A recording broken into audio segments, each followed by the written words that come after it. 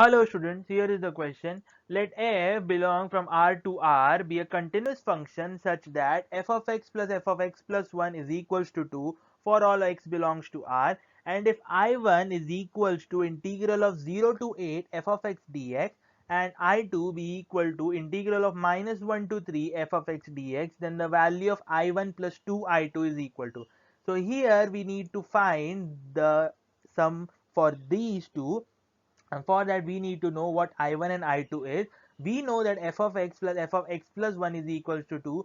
So using that we write f of x plus f of x plus 1 which is equals to 2. Then we write that x, let's take x to be equal to x plus 1. So we get this term over here. Now we name both these equations, and once we have that we subtract both these equations to get f of x minus f of x plus 2 is equals to 0, because 2 is the same on the right hand side. And once we have that we have this.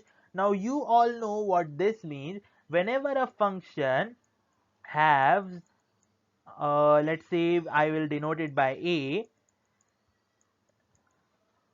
If a function has the same value for a different x,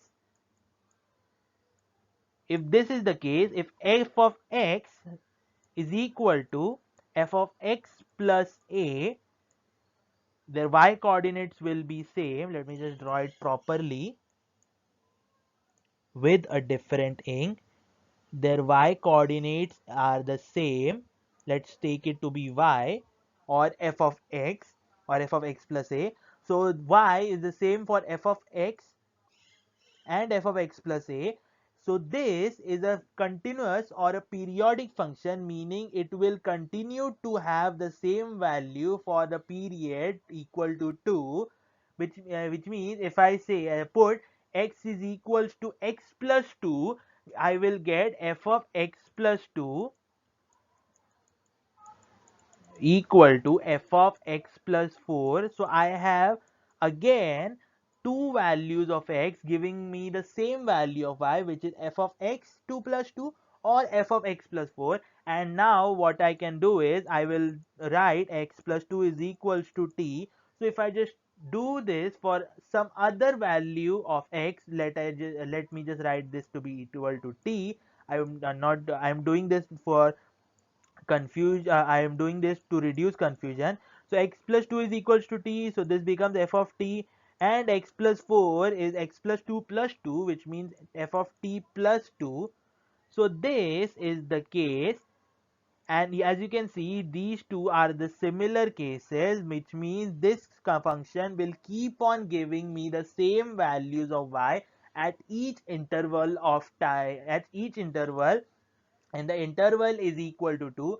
So if I look at I1, which is integral of 0 to 8 f of x dx, so 8 can be written in the limits as 2 into 4, and we know that from 0 to 2 the function is the same, so I can just write the 4 multiplied by 0 to 2, which gives me 4 times 0 to 2 f of x, which gives me the same value for all the intervals from 0 to 8. For 2 intervals I know it's going to give me the same value, so I just multiply it by 4 to get the same value and to reduce the interval from 0 to 2. And I know I2 is equals to minus 1 to 3. So what we will do is we will put x, we know have x going from minus 1 to 3. I will put there a equality sign. So what we will do is we need 0 over here, so we will put 0, and in order for me to put 0 I need to put a plus 1 over here, which means I need to add a 1 on the x and also on the extreme right, which is 3 plus 1, which becomes 4.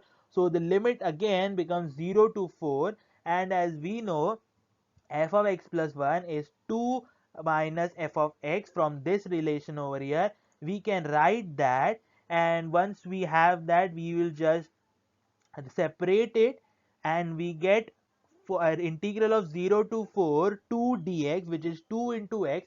And if I put the in the limits, 2 into 4 minus 0 becomes 8, so we have 8 over here.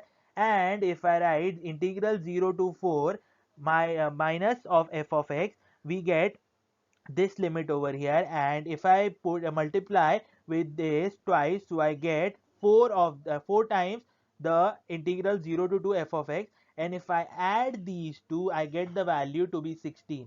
Thank you.